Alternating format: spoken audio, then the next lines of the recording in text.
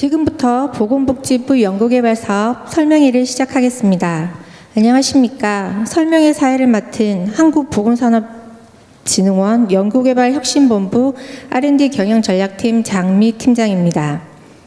사업 설명은 2020년도 보건복지부 R&D 추진 방향에 이어 한국보건산업진흥원 R&D 사업, 보건의료 R&D 코다 기탁 등록, 국립재활원 R&D 사업, 국립암센터 R&D 사업 안내 후 질의응답 순으로 진행될 예정입니다.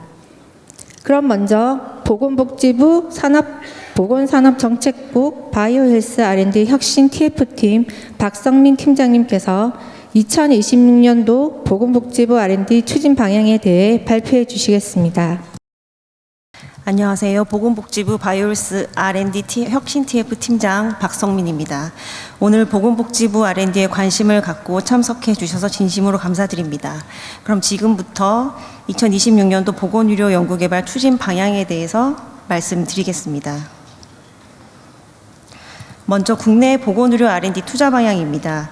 최근 5년간 보건복지부 R&D 예산은 연평균 약 7%의 증가율을 보이며 코로나19 팬데믹 이후에도 꾸준한 증가 추세를 이어왔습니다. 그 결과 2026년에는 1조 원 수준에 이르게 되었습니다. 보건복지부 R&D는 크게 4가지 전략 분야로 나누어 볼 수 있습니다. 첫째, 국민 부담이 큰 질환과 지역 간 의료 서비스 격차를 줄이기 위한 국민건강 기술 혁신 분야입니다. 둘째, 신약 의료기기, 재생의료 등 첨단 기술을 고도화하고 임상 현장 적용성을 높이는 바이오헬스 미래 성장 동력 분야입니다. 세 번째로는 의료 데이터와 AI 기술을 신약 개발과 의료 현장 전반에 적용하는 AI 기반 디지털 의료 분야입니다. 마지막으로 R&D 전주기를 뒷받침하는 바이오헬스 혁신 기반 분야입니다. 투자 비중을 보시면 그래프에서 보시는 것처럼 미래 성장 동력 분야의 비중이 상대적으로 높은 편이고 전 분야 모두 증가 추세에 있습니다. 이어서 그간의 보건의료 R&D 투자 성과를 살펴보겠습니다. 과학기술적 성과 측면에서는 논문과 특허 모두 정부 R&D 평균보다 높은 질적 수준을 유지하고 있습니다. 경제적 성과로는 알테오젠의 피하 주사제 전환 기술의 기술 이전과 면역 항암제 품목 허가, AB온의 항체 신약 후보 물질 기술 이전이 있었고, 의료기기 분야에서는 JPI 헬스케어의 의료 영상기기 상품화, 뉴로핏의 뇌영상 진단 보조 소프트웨어가 혁신 의료기기로 지정되는 성과도 있었습니다. 사회적 성과로는 사회적 약자의 이동성과 삶의 질을 높이는 보조기기 개발이 있었고, 인프라 측면에서는 AI 융합인재 양성, 글로벌 연구 협력 확대, 연구중심병원 인증제 도입 등이 있었습니다. 최근 3년간 신약개발 분야에서는 치매치료제, 난치성 뇌전증 신약 후보 물질 등 총 14건의 주요 기술 수출 성과가 있었습니다. 다음으로 보건의료 R&D를 둘러싼 정책 여건을 말씀드리겠습니다. 먼저 국민건강 측면입니다. 초고령화의 빠른 진행, 1인 고령 가구 증가로 인한 의료 돌봄 공백 우려, 그리고 여전히 높은 자살률 등으로 인해서 모든 국민이 누릴 수 있는 지속 가능한 의료 돌봄의 기술 혁신이 요구되고 있습니다. 아울러 넥스트 팬데믹, 기후 위기에 따른 시스템 기반 대응 역량 등 국가 차원의 보건안보 기술 강화도 중요해지고 있습니다. 바이오헬스 산업 측면에서는 의약품과 화장품 수출이 역대 최대치를 기록하며 성장세를 이어가고 있습니다. 이에 따라 바이오헬스 혁신기업 성장을 지원하기 위해 K바이오 백신 펀드를 2027년까지 1조 원 규모로 조성하고 임상 3상 특화 펀드 등 민관의 전략적 투자를 더욱 강화할 계획입니다. 글로벌 동향을 보면 AI를 활용한 신약 개발을 통해 시간, 비용, 리스크를 줄이기 위한 지원이 본격화되고 있으며 항노화, 영노화 기술, 인공장기, 조직재생 분야가 미래의학의 핵심 영역으로 부상하고 있습니다. 이어서 국민이 체감 가능한 AI 기반 디지털 의료 혁신이 필요합니다. 정부는 글로벌 AI 3대 강국을 목표로 AI 고속도로 구축, AI 독자 범용 모델 및 핵심 인재 확보 등에 총력을 기울이고 있습니다. 보건복지부도 AI 기술을 국민에게 기본적으로 필요한 의료에 접목시켜서 의료 시스템의 접근성과 형평성, 지속 가능성을 제공하는 AI 기본 의료를 실현하고자 합니다. 이를 위해 건강 데이터와 실시간 모니터링을 바탕으로 예측, 개인 맞춤, 예방, 참여 중심의 의료로 전환하고 병원 데이터와 공공 데이터를 연계한 AI 레디 데이터를 핵심 자산으로 확보하고자 합니다. 기반 조성 측면에서는 연구 성과가 신속히 시장에 진입하고 스케일업 될 수 있도록 기술 사업화와 성과 확산 역량을 강화하고 글로벌 공동 연구와 오픈 이노베이션 등 국제 협력 전략의 고도화가 필요합니다. 또한 의료 현장 수요를 R&D로 연결하고 병원 실증을 통해 산업과 기술을 확장하고 핵심 인재 확보도 중요할 것입니다. 이를 바탕으로 수립한 2026년 보건복지부 R&D 정책 방향을 말씀드리겠습니다. 목표는 국민 수요와 AI 대전환을 바탕으로 바이오 헬스 강국을 실현하는 것입니다. 국민건강 측면에서는 질환 중심의 진단 치료 기술을 고도화하고 지역 필수 의료와 감염 대응을 강화하겠습니다. 미래 성장 동력 측면에서는 신약과 재생의료 분야의 차세대 기술 상용화를 촉진하고 의료기기 산업 경쟁력을 높이겠습니다. AI 기반 디지털 의료 분야에서는 AI 임상 지원을 강화해 진료 신뢰성과 현장 대응력을 높이고 신약 개발 과정과 연계해서 정확도와 신뢰도를 제고하겠습니다. 기반 조성 측면에서는 전문 인력을 양성하고 임상 중개 기반을 연계하고 기술 사업화 국제 협력도 한층 고도화하겠습니다. 26년도 주요 R&D는 총 1조 652억 원이며 총 83개의 사업이 있습니다. 사업 목록은 자료를 통해 확인 부탁드립니다.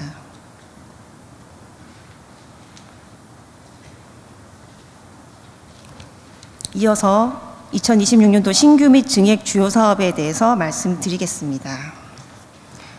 먼저 치매의 원인을 규명하고 조기 진단과 맞춤형 치료 기술 개발을 위한 치매 의료 기술 연구 개발 사업, 의료기관 내 환자 안전 문제 해결을 위해 약물 투약 오류, 낙상, 수술 분야 등의 환자 안전 솔루션을 개발하는 환자 안전 기술 개발 사업, 자살 고위험군을 발굴하고 고위험 학생과 유가족, 사회적 고립군 등을 대상으로 맞춤형 개입을 지원하기 위한 자살 관련 사회 문제 해결 기술 개발 사업, 그리고 희귀질환 분야에 특화해서 원인 규명부터 진단, 치료제 개발까지 지원하는 희귀질환 진단 치료 기술 개발 사업이 있습니다.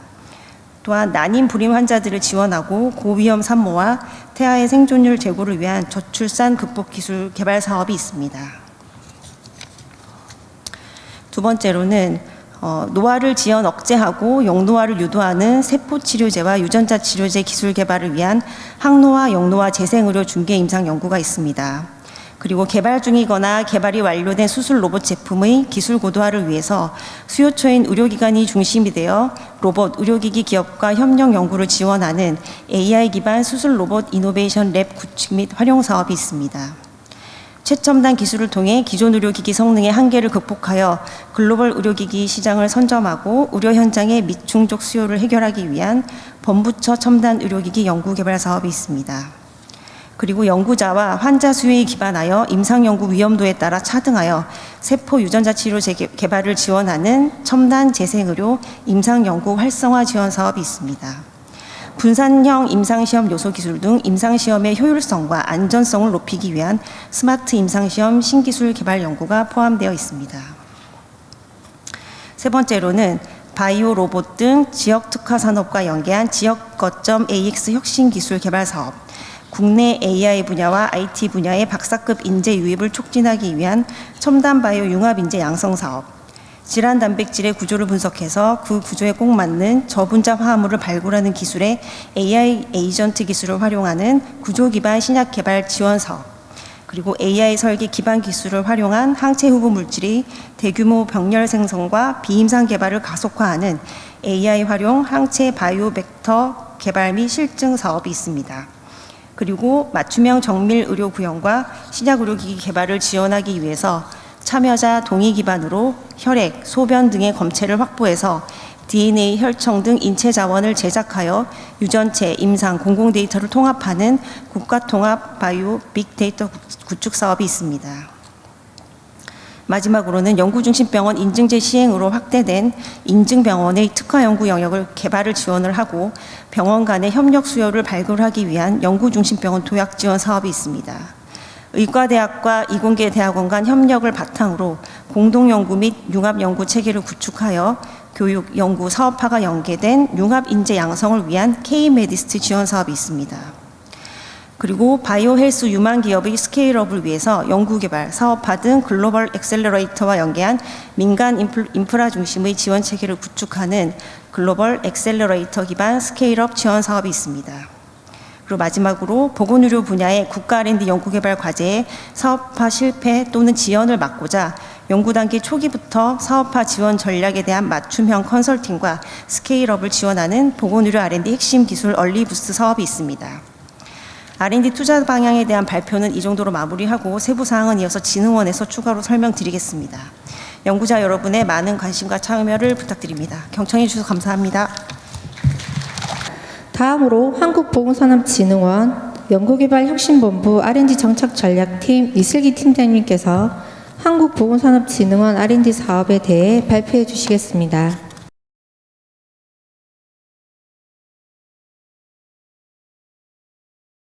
네, 안녕하십니까. 저는 한국보건산업진흥원 연구개발혁신본부 R&D 정책전략팀의 이슬기입니다. 네, 오늘 제가 말씀드릴 내용은 2026년 보건의료 연구개발 사업 안내에 대한 내용입니다. 네, 저희는 보건복지부 R&D 중에서 보건산업진흥원 소관사업에 대해서 안내를 드리는 순서라고 생각해 주시면 되겠습니다. 네, 목차로 이제 3개로 구성이 됩니다. 2026년도 사업 개요에 대해서 간략히 말씀을 드리고 2026년 세부 사업이 어떤 것들이 있는지에 대해서 좀 더 상세하게 말씀을 드리겠습니다. 마지막으로는 2026년 사업 신청 안내에 대해서 이제 어떻게 이제 신청하셔야 되는지에 대한 방법에 대해서 말씀을 드리겠습니다.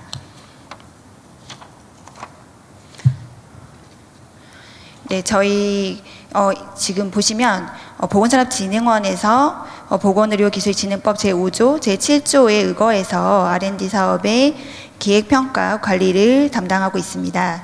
1995년에 보건의료기술진흥법이 제정이 된 이후 지금 30년간 보건의료 R&D가 진행이 되고 있고요. 주요한 사업으로 임상연구 인프라 조성이라든지 질환극복 연구개발 사업, 연구중심병원, 그리고 국가신약개발 본부처 재생의료 같은 사업들이 진행이 돼서 30년간 진행이 되고 있습니다. 2026년 R&D 세부 사업별 예산에 대한 내용입니다. 저희는 진흥원에서 진행하고 있는 R&D는 총 85개 사업이고 예산은 2026년도 기준으로 했을 때 9,771억 원 정도의 규모로 작년보다 13.2% 정도 증가한 수준이라고 보시면 되겠습니다. 저희 신규 사업은 총 14개이고 오늘은 총 14개 신규 사업에서 어떤 RFP들이 나오는지에 대해서 설명을 드리고요. 그리고 계속 사업 가운데에서도 신규 RFP를 공모하는 사업들이 있습니다. 그 사업들의 내용과 RFP 어떤 식으로 공모하는지 말씀을 위주로 설명드리도록 하겠습니다. 계속 나오는 사업 목록은 참고해 주시면 되겠습니다. 2026년도 세부사업 안내입니다. 지금부터 14개 사업이 26년도에 신규로 추진되는 사업들입니다. 첫 번째 사업으로는 AI 기반 수술 로봇 이노베이션 랩 구축 및 활용 사업입니다.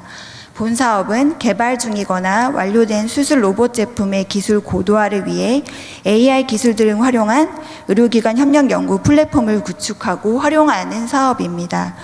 이 사업으로 RFP로는 이노베이션 랩 구축 운영에 대한 인력이나 연구 공간 장비 구축에 대한 내용으로 RFP가 나가고 공동 연구에 관련된 RFP가 나갑니다. 그래서 신규 과제 2개를 지원할 계획입니다. 두 번째 사업으로 K-메디스트 지원 사업입니다. 본 사업은 의과대학과 이공계 대학원 간 협력 기반의 공동연구, 융합연구 체계를 구축하고 교육, 연구, 사업화가 연계된 의사과학자나 의과학자를 양성하는 사업입니다. RFP로는 공동학위과정 개설 및 운영에 관련된 내용, 공동연구소를 구축하고 운영하는 내용, 그리고 공동연구 프로젝트를 수행하고 사업화를 지원하는 내용으로 하여 RFP가 나가고 신규 과제는 총 3개를 지원할 예정입니다. 다음 사업은 구조 기반 AI 신약 개발 지원 사업입니다.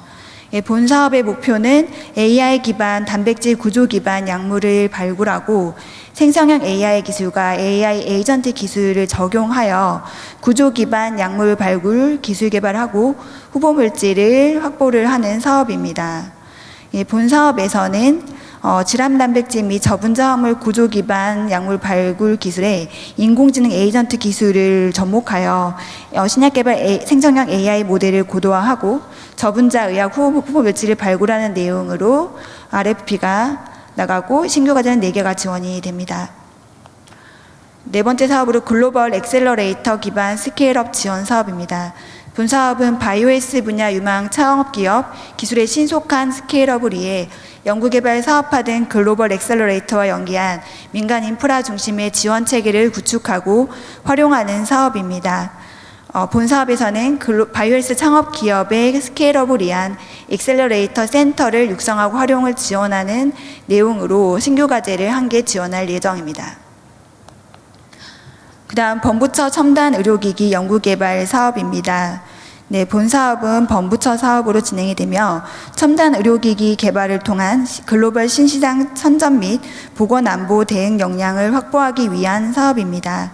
이 사업 내에서는 글로벌 플래그십 의료기기를 개발하기 위한 최첨단 기술을 통해 의료기기 성능의 한계를 극복하여 의료시장 선점과 의료 현장 미충족 수요 해결이 가능한 게임 체인저 의료기기를 개발하는 내용으로 신규 과제를 5개 지원할 예정이며 미래 의료기기 시장을 선점하고 보건 안보 대응 역량을 확보하기 위해 핵심 기술 확보를 내용으로 하는 의료기기 코어 기술 및 제품 개발을 내용으로 신규 과제를 68개 지원할 계획입니다.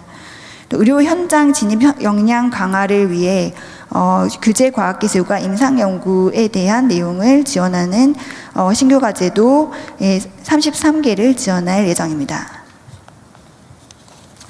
다음 사업으로는 보건의료 R&D 핵심 기술 얼리 부스트 사업입니다.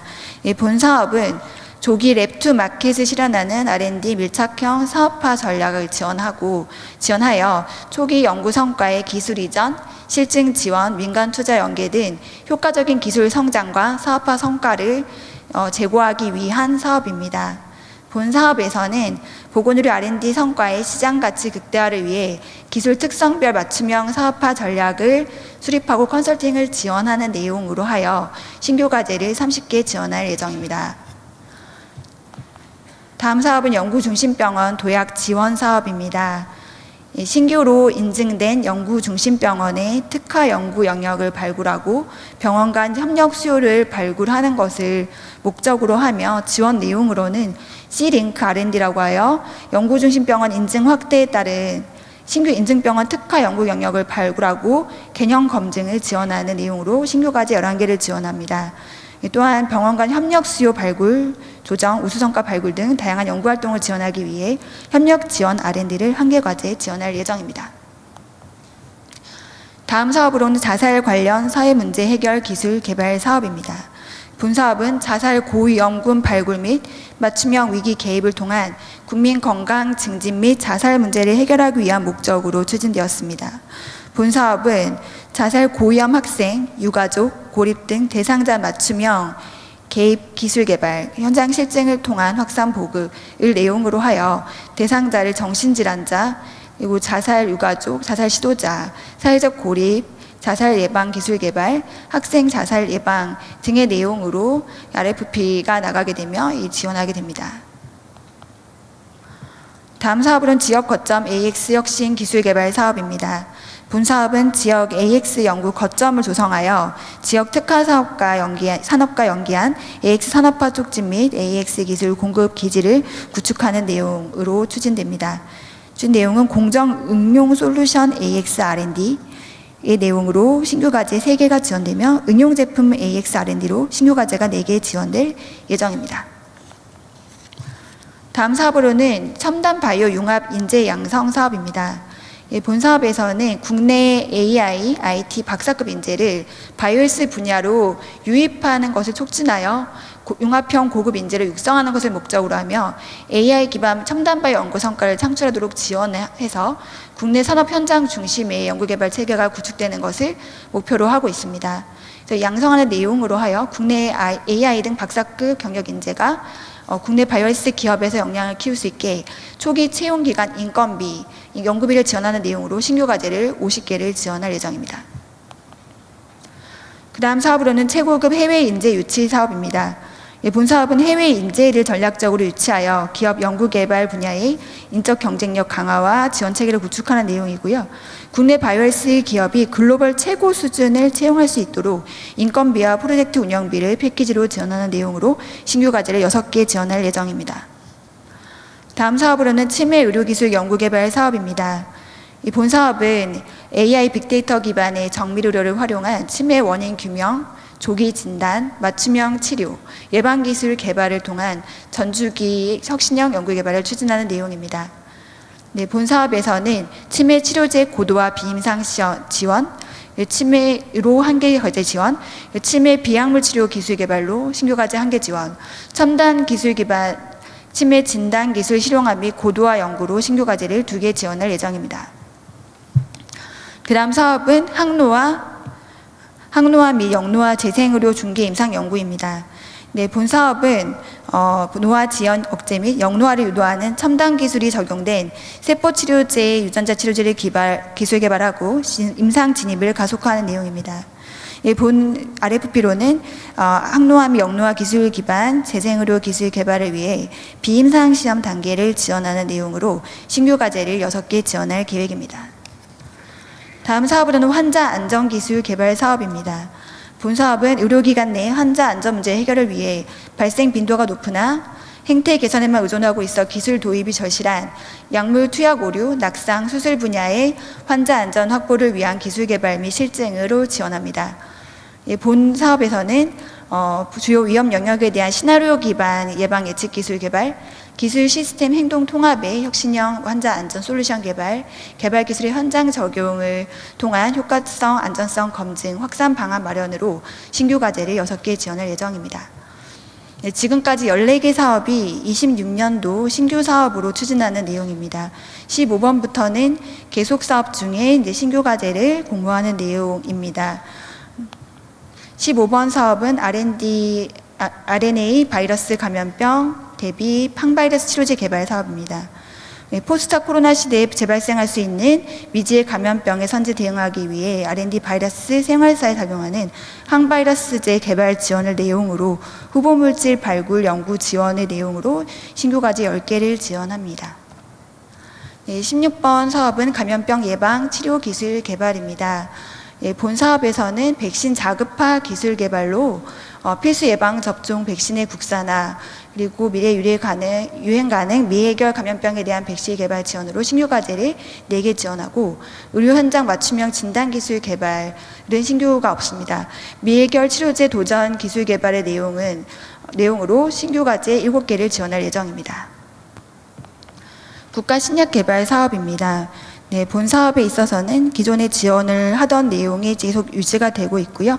신약 기반 확충 연구, 유효물질, 선도물질 도출 단계에 대해서 유효물질 18개, 선도물질 23개 과제가 지원될 예정이며 신약 R&D 생태계 구축의 내용으로 후보물질 도출, 최적화, 비임상 단계 연구 개발로 후보물질 34개, 비임상 39개 지원 예정이며 임상시험 단계에서는 1상 10개, 2상 6개 지원될 예정에 있습니다.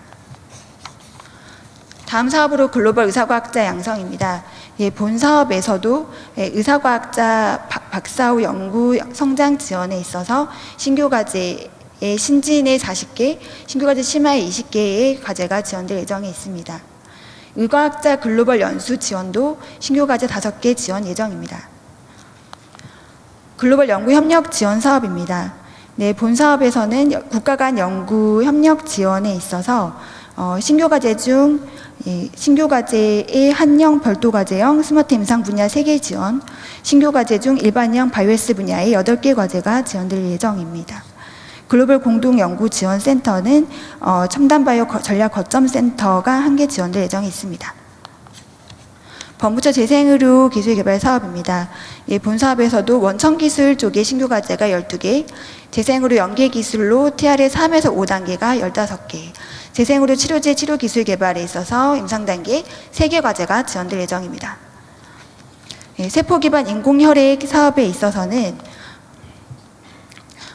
신규 과제가 평가기준 개발 및 임상연구 진입 지원 과제에 있어서 신규 과제가 1개 지원될 예정에 있습니다. 22번 소아질환 극복 연구개발 사업입니다. 본 사업에서는 소아의료기술 개발 사업에서 을 대상으로 하여 신규 과제가 4개 지원 예정이며 소아 임상연구 지원에 있어서 신규 과제가 3개 지원될 예정에 있습니다. 연구자 주도 임상연구 지원 사업입니다. 본 사업은 미총족 수요 기반 의료기술의 개발을 목적으로 하는 사업으로서 신규 과제가 6개 지원될 예정입니다. 연구중심병원 육성 사업입니다.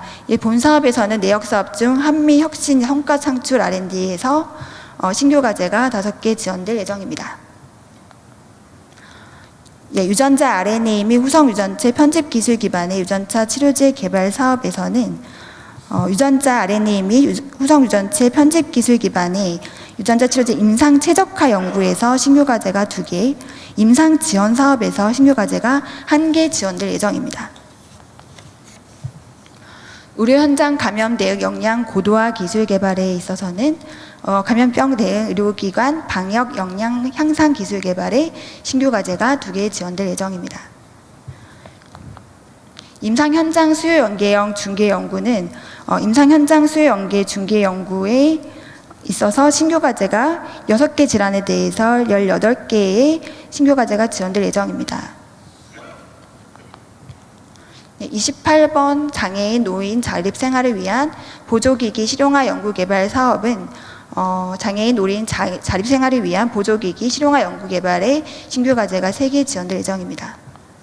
저출산 극복 기술 개발에서도 불임 난임 치료 및 가임력 보전 유효성 향상 기술 개발에 신규 과제 4개, 고위험 임신 태아 안전성 제고 기술 개발로 신규 과제가 4개 지원될 예정입니다. 지역의료 혁신 연구개발 사업에서는 지역의료 혁신 연구개발로 지자체 산학연병 간 협력을 통해 지역의 필수리 문제 해결을 하기 위한 연구로 신규 과제가 4개 지원될 예정입니다. 첨단 재생의료 임상연구 활성화 지원 사업에서는 첨단 재생의료 임상연구 지원으로 신규 과제가 19개, 그리고 글로벌 수요의 국내 전환 임상연구로 신규 과제가 2개 지원될 예정입니다. 치매 극복 연구개발 사업입니다. 본 사업에서는 원인 규명 및 발병 기전 연구로 신규 과제가 4개, 예방 및 치료 기술 개발로 신규 과제가 1개 지원될 예정입니다. 한국형 아르파-H 프로젝트입니다. 본 사업에서는 임무 중심 R&D로 신규 프로젝트가 10개 내외로 지원될 예정에 있습니다. 한의학 혁신 기술 개발입니다. 본 사업에서는 국가 한의 임상연구 분야에서 신규 과제가 21개 지원되며 혁신형 한의 중개 연구로 신규 과제가 13개 지원될 예정입니다. 혁신 성장 피부 건강 기반 기술 개발은 규제 대응 평가 기술 지원에 있어서 신규 과제가 3개 지원이 됩니다. 환자 중심 의료기술 최적화 연구에서는 의료기술 비교 평가 연구로 신규 과제가 18개, 의료기술 근거 생성 연구로 신규 과제가 8개 지원될 예정입니다. 희귀질환 진단 치료 기술 개발에서는 희귀질환의 진단 연구로서 신규 과제가 3개, 희귀질환 치료 표적 개발 연구로 신규 과제가 4개 지원될 예정에 있습니다. 이상으로 지금 계속 사업 중에 신규 과제 RFP 공모가 있는 부분을 말씀을 드렸고요. 그리고 공모가 이루어지지 않는 계속 과제를 지원하는 사업에 대해서는 계속 페이지를 넘겨가면서 제가 설명을 다 드리기에는 시간이 없을 것 같아서 지나가도록 하겠습니다. 연간 추진 일정에 대한 내용입니다. 1차 통합 공고는 저희가 12월 말에 시작이 돼서 1월 말까지 진행이 되는 상황이고요. 2차 통합 공고 사업들은 4월 정도에 이제 시작이 되면서 평가가 4월 정도에 공고가 되고 평가는 5, 6월에 이루어지고 7월 1일 개시가 되는 그런 그 하반기에 시작되는 과제들은 그렇고요. 2차 통합 공고는 또 따로 별도로 좀 진행되는 부분들이 있어서 참고해 주시면 되겠습니다. 네. 네, 시간이 얼마 남지 않아서 2026년도 사업 신청 안내는 간단하게 중요한 부분만 짚고 넘어가도록 하겠습니다. 네, 신청 요건입니다. 연구기관의 자격 요건은 저희가 국가연구개발혁신법 제2조 3항, 국가연구개발혁신법 시행령 제2조 1항에 나와 있는 대로 저희가 시행을 하고 있습니다. 연구계획서는 작성하고 제출하실 때는 해당 RFP에서 별도 명시한 경우를 제외하고는 연구 책임자는 해당 연구기관에 소속된 연구 인력이어야 합니다. 신청 요건으로는 신청 마감일 전날까지 참여 제한 기간이 종료되지 않은 연구자가 대상이며 연구개발 사업 동시 수행 연구개발 과제수 제한 기준에 초과되지 않는 연구자여야 합니다. 그리고 과제 구성 요건은 RFP에서 정한 과제 구성 요건을 반드시 확인해 주시기 바라며 주간 연구개발 과제 안에 동일 연구개발 기간이 중복해서 공동 위탁으로 참여할 수 없음 말씀을 드립니다. 동일성은 법인 번호 기준입니다. 신청하시는 곳은 아이리스 범부처 통합연구 지원 시스템으로 신청을 해주시면 되겠습니다. 1차 공고에 저희가 지금 공고가 되어 있지만 담당자와 연락처가 나와 있으므로 저희가 문의사항이 있으실 경우에 이쪽으로 연락을 주시면 되겠습니다. 긴 내용 경청해 주셔서 감사합니다. 다음으로는 국립보건연구원 미래의료연구부 바이오 빅데이터과 김정은 연구관님께서 보건의료 R&D 코다 기탁 등록 안내 내용에 대해 발표해 주시겠습니다. 네, 안녕하십니까. 저는 질병관리청 국립보건연구원에 있는 김정은 연구관이라고 합니다. 앞서 지금 한국보건산업진흥원에서 발표해 주시는 신규 사업 등을 포함해서 저희 데이터 생산 과제에 대해서 저희 보건의료 R&D 코다 기탁 등록에 대한 안내를 설명드리도록 하겠습니다. 간단하게 저희 보건의료 연구자원정보센터 코다를 소개시켜 드리고 이 코다를 통해서 데이터를 기탁하고 등록하시는 절차에 대해서 설명드리도록 하겠습니다. 네, 저희 코다는 보건의료 연구자원정보센터로서 사실 국가보건의료연구 사업에서 나오는 과제나 데이터들을 수집하고 공유하는 플랫폼입니다. 사실 코다는 2016년도에 국립보건연구원에서 만들어졌지만 사실 그 당시에는 데이터를 일정 기간 동안 아카이브를 하고 해당 연구자들이 쉐어하는 약간 보수적인 플랫폼이었는데 현재는 2022년도부터는 국가연구개발 사업에서 축적된 모든 보건의료 연구 데이터 등과 연구 성과물들을 수집해서 다른 연구자들에게 공유와 확산을 하기 위한 플랫폼으로 거듭나 있습니다. 저희 이 자원정보 같은 경우에는 사실 생명연구자원법에 따라서 제8조 제2항 3호에 따라서 관련되어 있는 데이터 센터로서의 역할을 하고 있고 생명윤리법에 따라서 인체유래물에 비롯된 데이터에 대한 뱅크 역할을 같이 병행하고 있습니다. 근거로는 아래와 같고요. 보건의료 데이터 같은 경우에는 보건의료 연구자원정보센터가 데이터 기탁 등록 기관으로 저희가 지정이 되어 있기 때문에 저희 데이터 센터로 보건의료 R&D 사업에서 나오는 데이터들을 저희가 기탁 등록 받게 되어 있습니다. 코다 플랫폼에 이제 들어오시게 되면 데이터를 기탁하시거나 등록하는 사이트로 들어오시게 되는 건데 저희 데이터를 보시면 임상역학 정보라든지 아니면 건강기록, 이미지, 라이프로그 등 같이 연구 과제로부터 나오는 여러 가지 데이터들을 수집하고 있고 현재 보건의료 사업 R&D 과제 186개 과제 정보들 중에 86만 건의 데이터들이 현재 수집되어 활용되고 있습니다. 이런 코다에서의 역할은 물론 시스템이나 플랫폼이기도 하는 상황이긴 하지만 저희가 연구자들이 데이터를 쉽게 접근할 수 있도록 안전한 환경에서 저희가 데이터를 공개하고 있습니다. 그래서 예전에는 데이터를 다운로드를 받아서 그 데이터를 본인의 것으로 소유를 했다면 현재는 그 분석 파이프라인이나 분석 환경을 제공해 드리고 그 인프라에서 분석을 하셔서 결과만 반출하는 시스템입니다. 그래서 지금은 원격 분석 플랫폼으로 이제 저희가 연구자들한테 지원을 해드리고 있고요. 그 안에서 데이터들을, 그러니까 그 기탁하신 연구자분들 데이터들도 소중하게 저희가 관리를 하고 그걸 다른 연구자들이 썼을 때 그거에 대한 분양 성과도 같이 공유하는 플랫폼으로 만들어져 있습니다. 저희가 이제 아까 말씀드렸던 것처럼 그 180개의 과제들 중에 데이터들을 저렇게 모아놔 있고요. 현재 연구자분들이 실시간으로 데이터에 접근해서 활용하실 수 있도록 플랫폼을 운영하고 있습니다. 그 앞에 설명해 주신 바와 같이 이런 R&D 사업에서 나오는 데이터들을 그 기존의 연구 책임자들뿐만 아니라 다른 연구자들도 그 데이터를 같이 그 재생산하거나 쉐어해서 쓰므로 인해서 저희 그 보건의료 R&D 사업에 그 조금 그 더 많은 확산 효과를 할 수 있기 때문에 저희가 기탁 등록 안내를 해드리려고 하고 있습니다. 아마 이번에 사업 공고 나가셨을 때 보시면 DMP를 작성하라는 그 안내 공고가 있었을 겁니다. 여러 연구자분들이 저희한테 그 유선상으로도 전화를 많이 주셨는데요. 사실 이런 데이터 기탁 등록은 국가연구개발혁신법에 따라서 데이터를 저희가 국가기관이나 아니면 거기 발주하는 연구기관에 사실 소유와 같이 가질 수 있게 되어 있고, 그런 기탁등록 보존기관에 기탁등록이 되어 있는 데이터들은 사실 국가연구개발혁신법에서 공개하고 활용하게끔 되어 있습니다. 저희 여러 연구자분들이 저희한테 데이터를 주시면 본인들의 데이터에 소유권이 없다고 생각을 하시는데 그렇지는 않습니다. 지식재산권에 있어서 데이터는 같이 쉐어를 할 수 있는 거고 그거에 대한 성과물들도 같이 성과로 가져가실 수 있기 때문에 그런 부분들에 대해서는 염려를 안 해주셔도 되고요.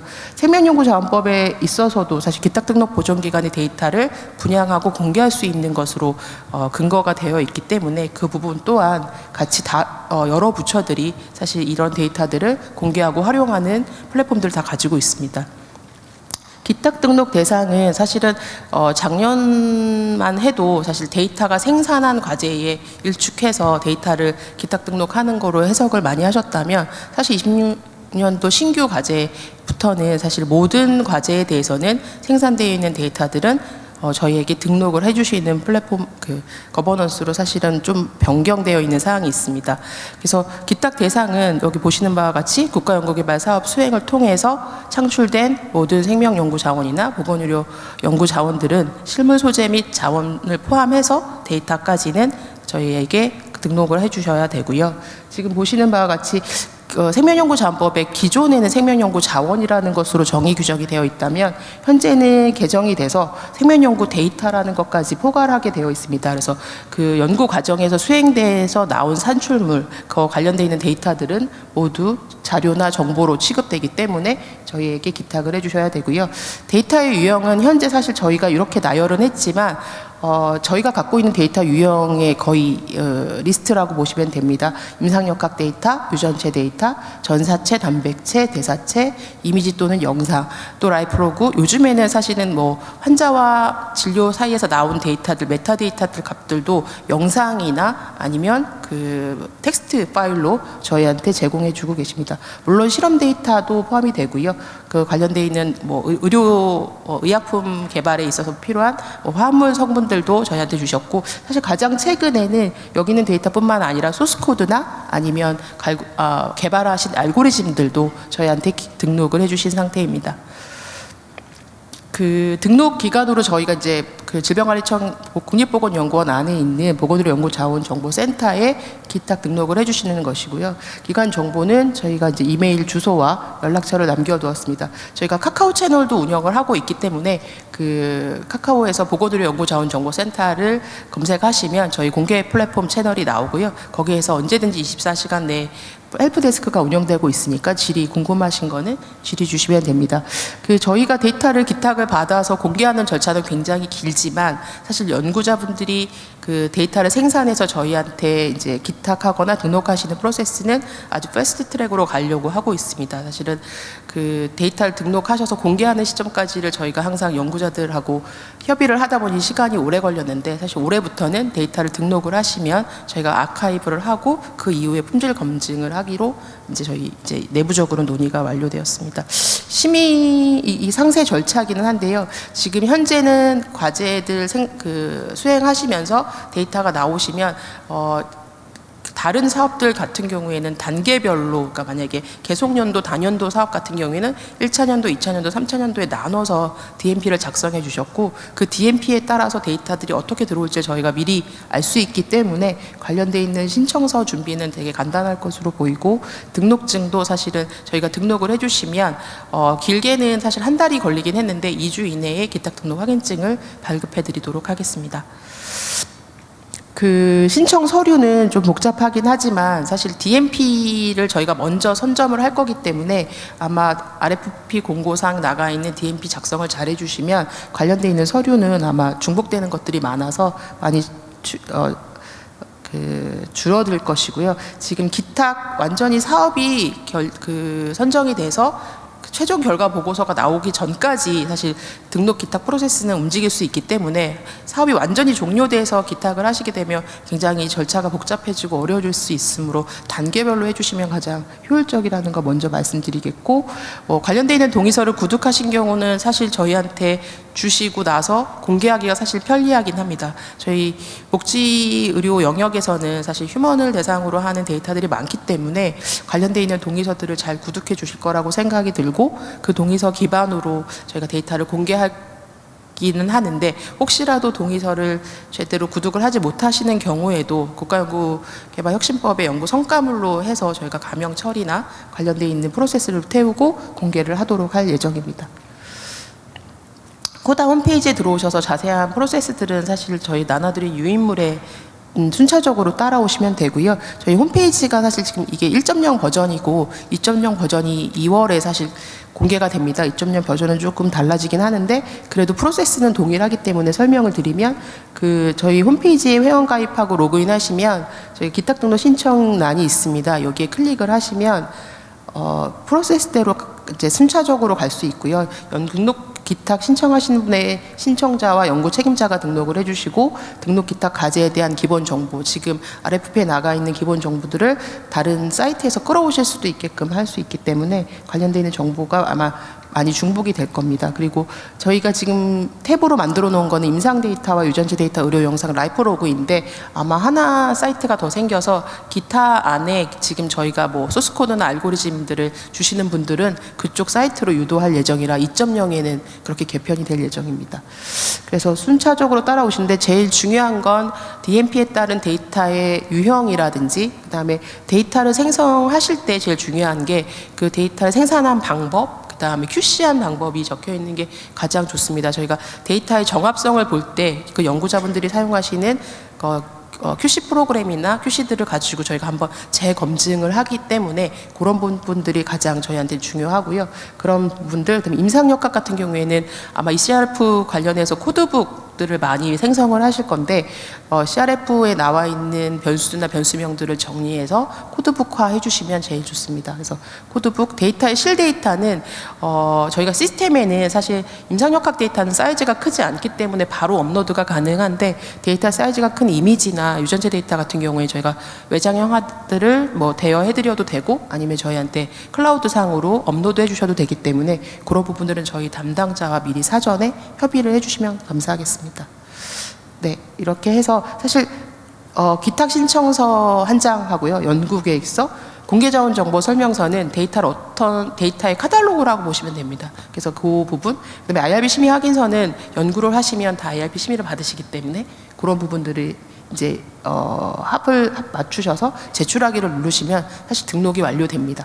그래서 등록은 사실 그렇게 어렵지는 않으실 거고요.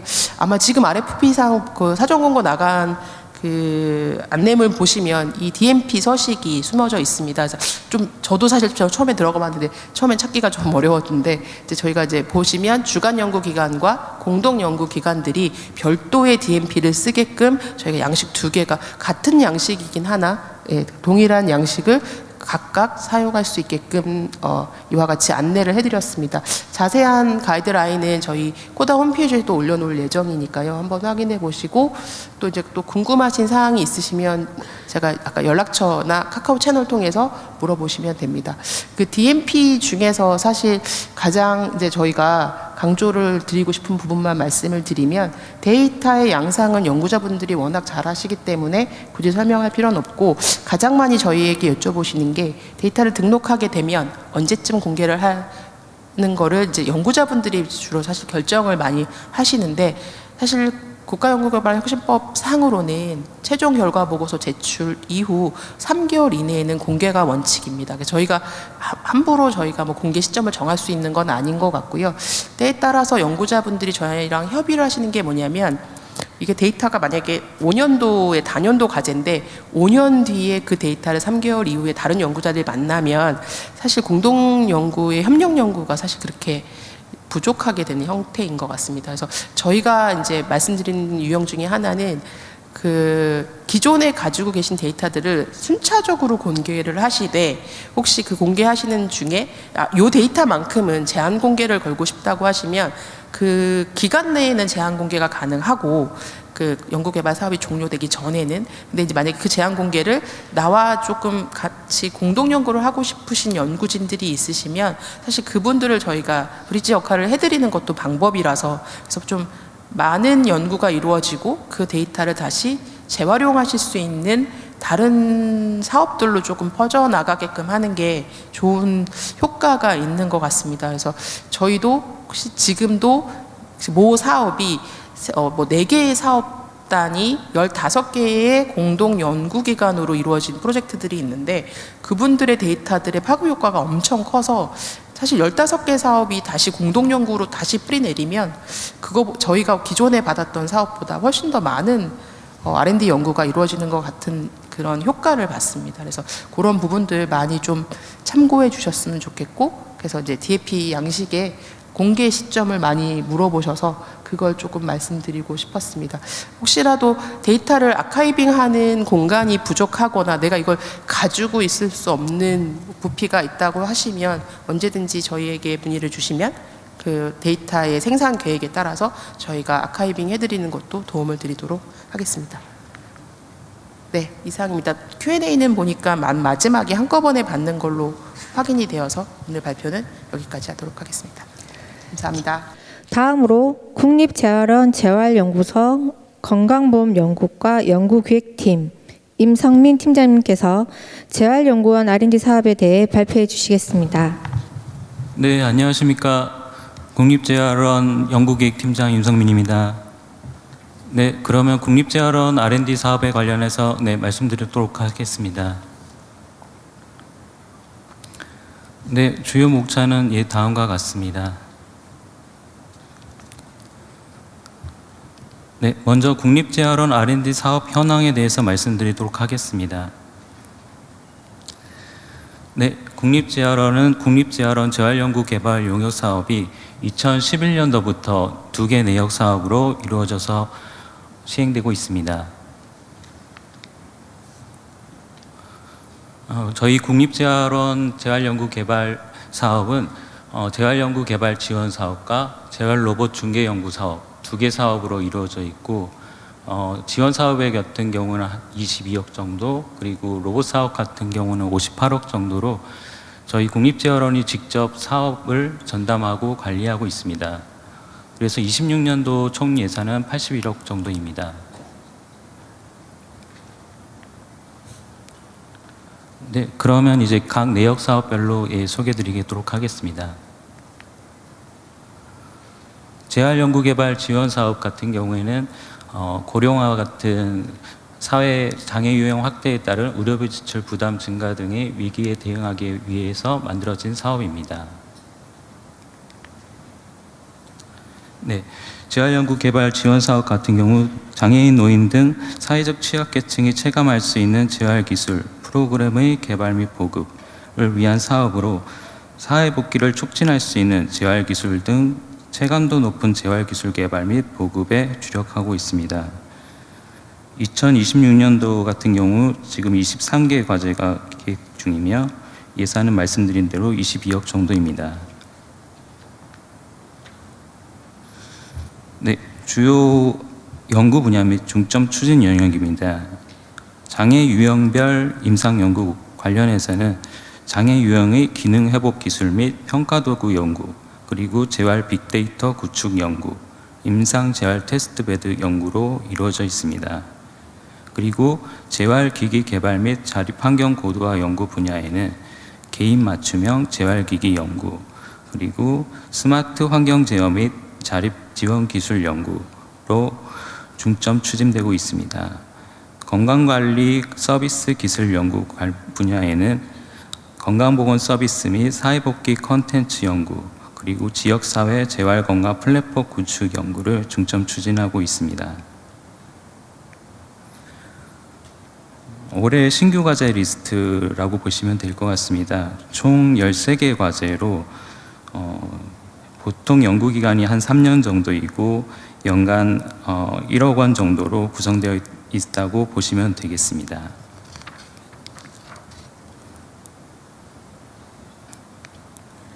예, 다음은 제가 그 관련된 리스트를 다 거론하기는 그렇고 타이틀 정도만 봐주시면 좋을 것 같습니다. 네, 뇌졸중 환자 회복을 위한 AI 기반 하지 재활 다기능 시스템 개발 및 검증 연구, 그리고 통합 돌봄 서비스 관련 AI 기반 지역사회 재활 기술 서비스 개발 기획 연구, 인지 저하 예방 및 회복을 위한 융합형 인지훈련 시스템 개발 연구, 병원 또는 지역사회에서 활용 가능한 재활기술의 임상적 효과 분석 및 고도화 연구, 다중모달 기반 상지의 근기능 및 미세동작 통합평가 시스템 개발 연구, 지역사회 기반 신체적 기능 회복 및 근감소증 예방을 위한 스마트 하지 운동 시스템 개발, 항영전기 뇌성마비 아동의 발달 상태 관찰을 위한 추적 연구,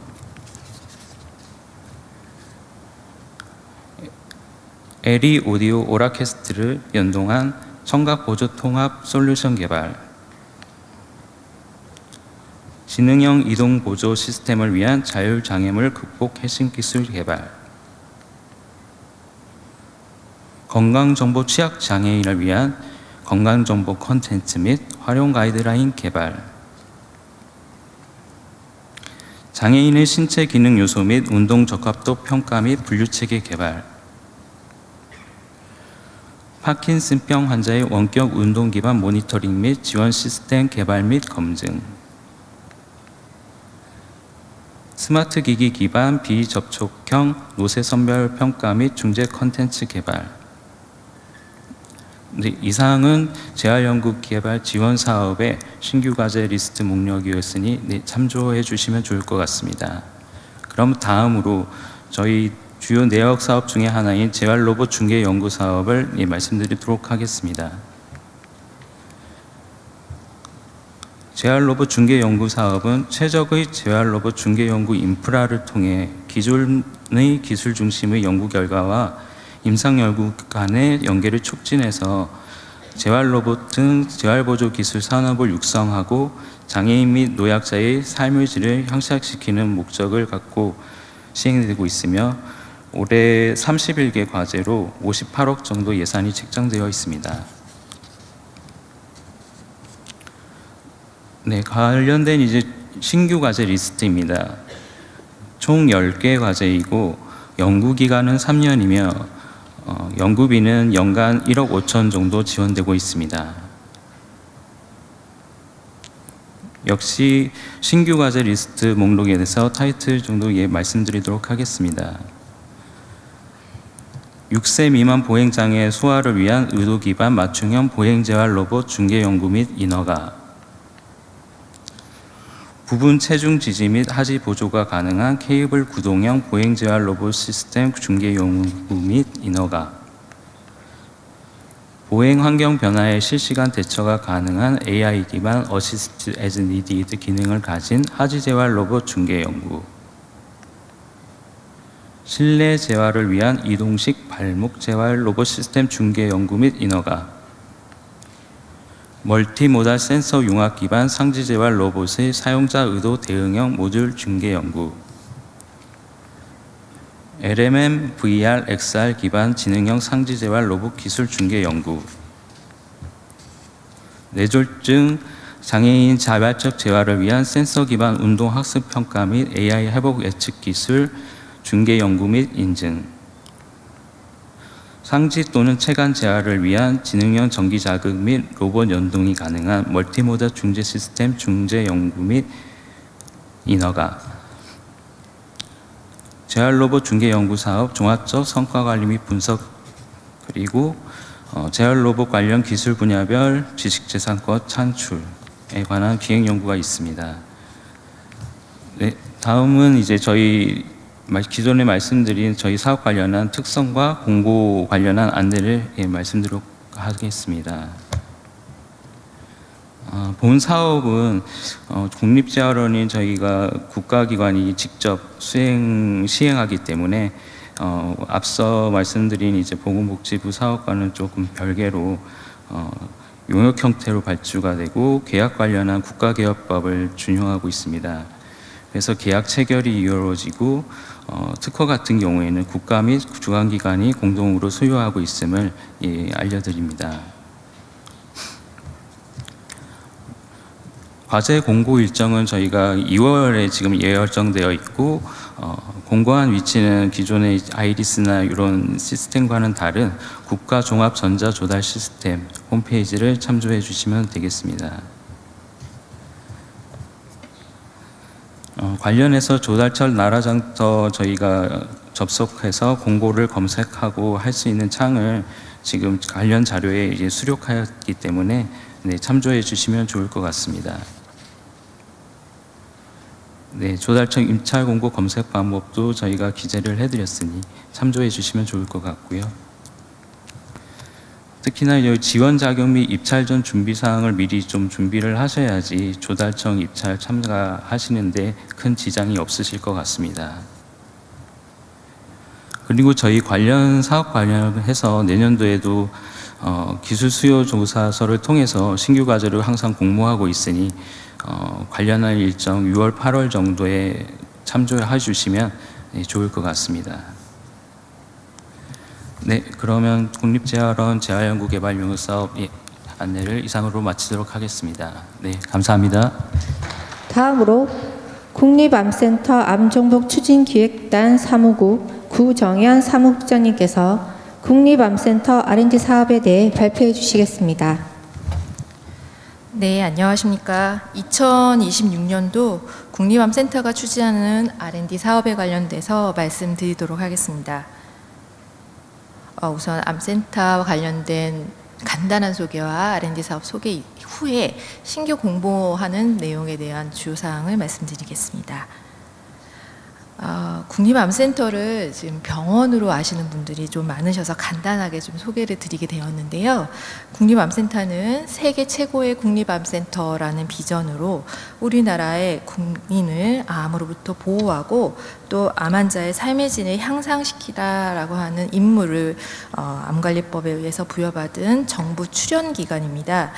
이런 임무를 수행하기 위해서 암센터는 암에 관련된 연구, 진료, 암관리 정책에 대한 지원 및 암 전문 인력을 육성하는 크게 4가지의 주요 사업을 수행하고 있는데요. 이런 수행하는 사업들은 연구소, 부속병원, 국가암관리사업본부, 그리고 국제암대학원 대학교라는 4개의 하부 조직에서 약 3,100여 명의 임직원들이 최선을 다해서 그 임무를 수행하고 있습니다. 그럼 암센터 R&D 사업에 관련된 간단한 설명드리겠습니다. 암센터 R&D 사업은 보건복지부 R&D 전체 사업의 첫 번째인 질환 중심의 진단 및 치료, 기술 고도화 과제에 속해 있어서 전체 사업과의 정합성을 맞추고 있고요.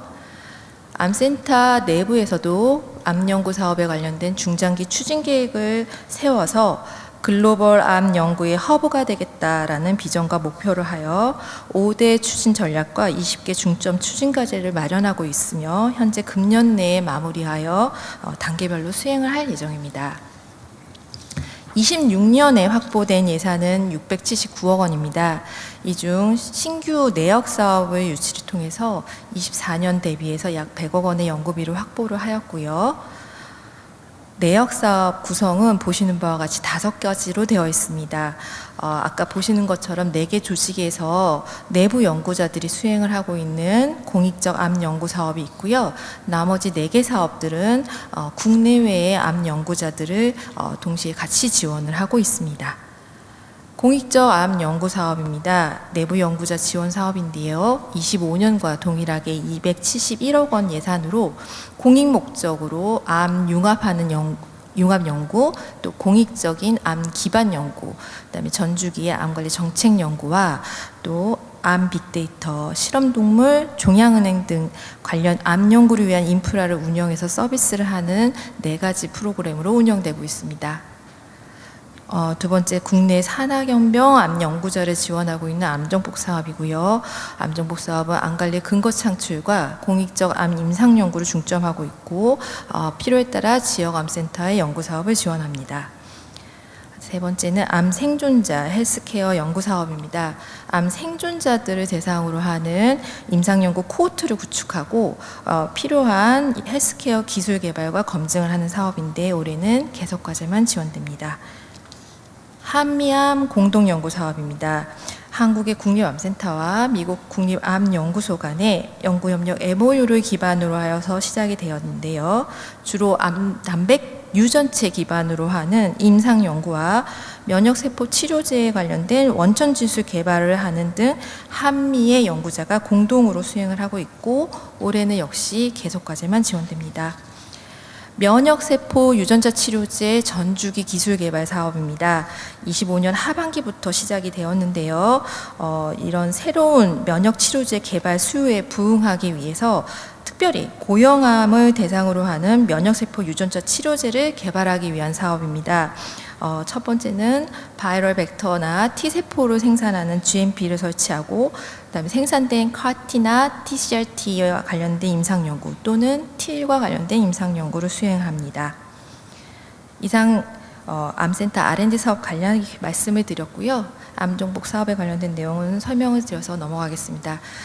26년도 올해 신규 공모하는 내용에 대한 세부 내용입니다. 첫 번째는 암정복 사업인데요. 암관리 근거 창출 연구 분야에 연간 1.5억 원씩 2년간 4과제를 지원을 하고요. 공익적 암 임상 연구 분야에는 연간 5억씩 5년간 1과제를 지원합니다. 예방 관리 분야에 관련된 세부 내용인데요. 아마 조만간 제5차 암관리 종합계획에 대한 공청회도 개최가 될 예정인데요. 이런 암관리 종합계획에 관련된 근거를 마련하는 자유공모 1과제와 암관리 정책이 약 30여 년이 됐습니다. 그래서 국가암관리 정책에 대한 사회 경제적인 편익을 계산하는 연구, 또 소아 청소년 암과 관련된 우리나라의 진료 접근성을 좀 확보하기 위한 시범 사업이 진행 중인데요. 해당되는 사업에 대한 지원 체계를 좀 더 고도화하는 연구, 또 우리 국내의 소아 완화 의료 서비스를 좀 더 활성화하기 위해서 현황 분석과 국외 비교를 통해서 이를 개선하는 품목 지정 과제 3과제가 공모가 될 예정입니다. 다음은 공익적 암 임상연구 분야에서 공모 내용입니다. 한국형 암 임상연구 네트워크 구축 운영이라고 해서 저희가 이른바 K콘이라고 약칭을 하였는데요. 이 과제는 올해 시범으로 1과제 지원됩니다. 다기관 임상연구그룹을 지원하는 과제이고요. 국내외에 해당 그룹은 공익 목적의 다기관 임상 연구를 수행을 하셔야 되고 또 국내외의 다학제 네트워크를 통해서 연구 협력 체계를 구축하셔야 됩니다. 동과제는 후년부터는 좀 더 규모를 키워서 지원을 할 예정인데요. 희귀 난치암종을 연구하는 연구그룹이나 지역 암센터 소속의 기관이 반드시 참여하셔야 하는 점 말씀을 드립니다. 추진 일정입니다. 현재 아이리스의 신규 과제 사업이 공고가 되어 있는 상태이고요. 접수 마감이 1월 27일입니다. 이제 얼마 남지 않았습니다. 그래서 접수가 끝나면 평가가 진행이 되고 4월 초 연구가 시작하는 것을 목표로 진행을 하고 있습니다. 두 번째는 면역세포 사업인데요. 아까 말씀드린 대로 이 면역세포 사업은 다부처 협력 패키지로 기획이 되었는데 과기부는 원천 기술을 개발을 하고 보건복지부는 이에 대한 초기 임상을 개발합니다. 또 식약처는 규제와 관련된 정합성 확보를 위해서 승인 심사 기준을 마련하는 이 세 부처의 다부처 사업인데요. 국립암센터는 이 중에서 면역세포와 관련된 초기 임상과 검증을 추진하는 사업입니다. 25년부터 총 469억 원을 확보를 하였고요. 고령암 대상으로 하는 면역세포 유전자 치료제 개발을 합니다. 약 5년간 지원을 할 예정이고요. GMP 설치에 157억, 카티와 TCR-T 임상연구에 8가지에 250억, 그다음에 TL 임상연구 1가지에 63억 원이 지원을 합니다. 참고로 올해에는 2가지가 지원이 될 예정입니다. 세부 내용입니다. 카티와 TCR-T 임상연구 분야에 대해서 2개 과제 37억 원을 4년간 지원하는데요. 임상연구 진입까지가 목표입니다. 첨단 재생의료 임상연구 계획 심의를 위한 비임상 연구 성적을 확보를 하시고 이를 바탕으로 계획서를 제출하는 그런 임상연구 준비도 지원을 하고요. 임상연구 승인 후 피험자에게 투여하는 임상연구 진입까지도 지원을 할 예정입니다. 동사업도 마찬가지로 아이리스에 공고가 되어 과제가 접수 중에 있고요. 마감은 2월 9일까지입니다. 평가가 끝나고 나면 역시 4월에 개시가 됩니다. 네, 이상 국립암센터에서 공모하는 보건복지부의 암 연구 사업 설명드렸습니다. 자세한 사항은 아이리스나 또는 공고에 나와 있는 담당자에게 연락 주시면 자세하게 설명드리겠습니다. 감사합니다. 이어서 잠시 질의응답 시간을 갖도록 하겠습니다. 한국보건산업진흥원 이슬기 팀장님께서 사전 질의에 대해 답변 주시겠습니다. 기존에 사전 질의 주셨던 내용에 대해서 간단히 답변을 드리겠습니다. 예, 저희 RFP 중에 희귀질환 치료제 개발 중개 연구에 대해서 문의를 주셨고, 그 안에 이제 GLP 비임상 연구 진입의 인정 기준에 대해서 알려달라고 말씀 주셨고요. 그 답변으로는 GLP 시험 기간에서 시험 계획서가 최종 승인되어 실제 시험이 개시 가능한 상태를 의미한다라고 보시면 되겠습니다. 그리고 질의 중에 이제 공정 개발의 달성 수준은 어떻게 보아야 되는지 질문 주셨고요. 예, 각 연구과제별 특성이 반영되어야 하기 때문에 일관된 기준으로 달성 유무를 평가하기가 좀 어려운 측면이 있습니다.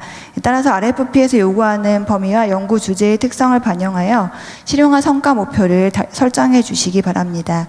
예, 또한 이 목표와 적절성과 성과 인정 여부에 대해서는 연구계획서 및 연구 결과 등을 바탕으로 평가위원회의 전문적인 심의를 통해 결정된다는 부분을 참조하여 주시기 바랍니다.